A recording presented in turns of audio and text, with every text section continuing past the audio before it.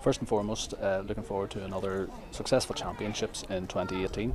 Absolutely. The gentlemen and ladies in Kuala Lumpur and for Orang Air Malaysia have done a great job organising it. Everything's set up already. Teams are registering, and I think everybody's excited. They're going back to KL. The competitions we have at under 8, under 10, under 12, under 14s. The kids are excited. They've been training away all summer. You probably have 40, 50 kids training in Seoul, some numbers in Shanghai. So yeah, parents are looking forward to it, the kids are looking forward to it, and we're certainly looking forward to it. Absolutely, it's viewed very highly in Croke Park. It's a great story. It's, as you say, in its third year. It's headed up by Joe Trolan, Chairman of the Asian County Board, and his team, but the GAA and O'Neill's and indeed the Department of Foreign Affairs under the Global Games Development Fund are fully supportive of the initiative, and it's going in the right direction. Christine, we're here for the launch of the Asian Youth Championships, and O'Neill's once again putting their full support behind this occasion. Yes, we are partners of the Asian County Board and very proud supporters of all the Asian development, the GAA Games, and it is brilliant to see that the youth development is growing so fast over Asia. Children of all sorts of nationalities participate in the Games, and now being the third year that this tournament is developed, it's more and more children, more clubs being on board, so it is great to see. Great to see. We started off in Vietnam.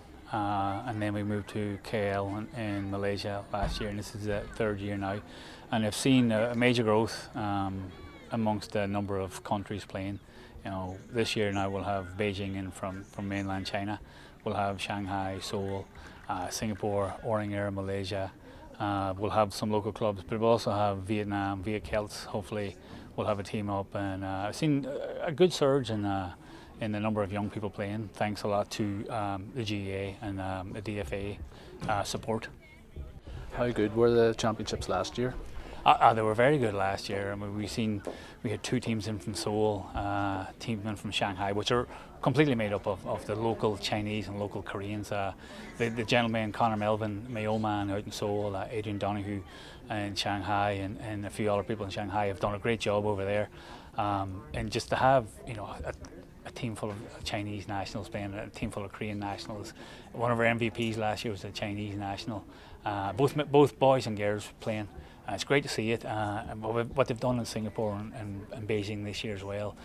They've just done a huge amount of work and effort, and what we're doing today is just a thank you to them, to let kind of people back in Ireland and around the world know that the youth level in Asia is growing. We're young, but the work being put in is fantastic, and they've done a brilliant job. And I see it becoming maybe not as big as CYC, but we don't want to get too big too soon. We want to kind of, as I said, emphasise the participation and just community benefits of it. It's very much like the All-Britain competition, the ABC and the CYC, which we just had in Boston there last weekend. That had 630 teams. So we see the Asian Youth Games going in the same direction as the All-Britain competition and the Continental Youth Championships. And as I say, the GAA are fully supportive of the initiative, and we can only see it going in a very positive direction. The development youth is where our focus is across the globe, and whenever we see initiatives like this one, we are very much ready to support them. It's been an absolute pleasure working with Joe and his team, developing ranges of products and jerseys for this launch and for the children, and it's all about children and their enthusiasm and participating in the games, their face expression whenever they look at the new jersey and they feel part of a team. It's all about that, and we're very proud of being a part of that.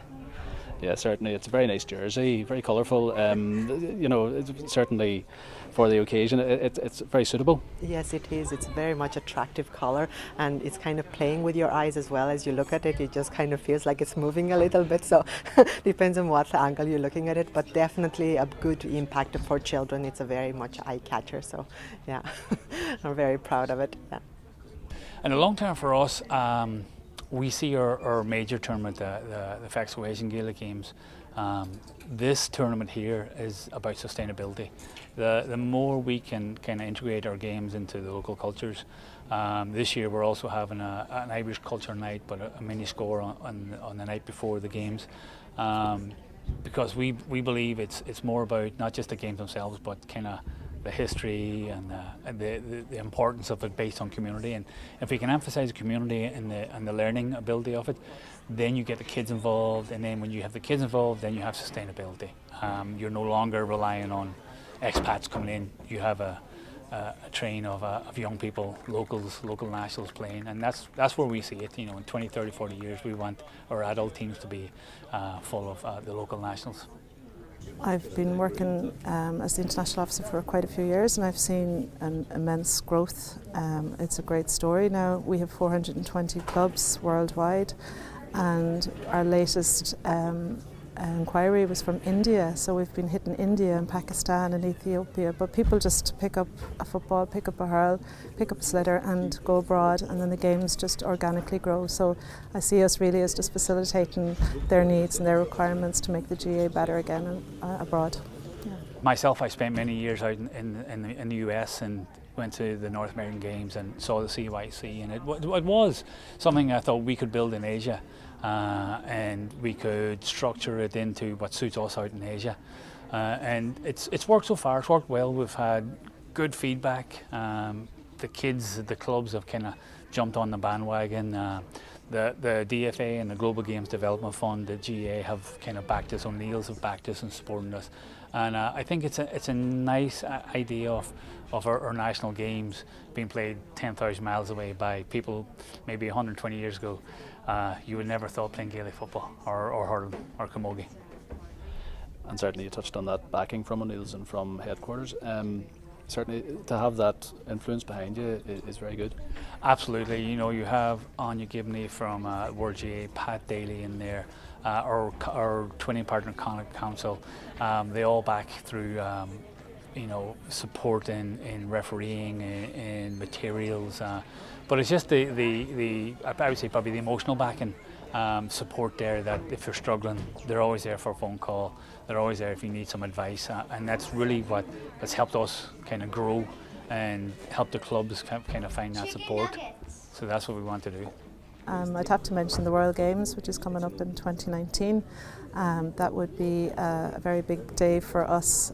It's a week-long event, and we're going to have it in Waterford in 2019. We had it there in 2016. So we had 57 teams from all over the world, and 27 of those teams were native born. So that was a fantastic and a great project. So we're looking forward to that, 28th of July in 2019, and we'll have many teams from Asia as we did in 2016.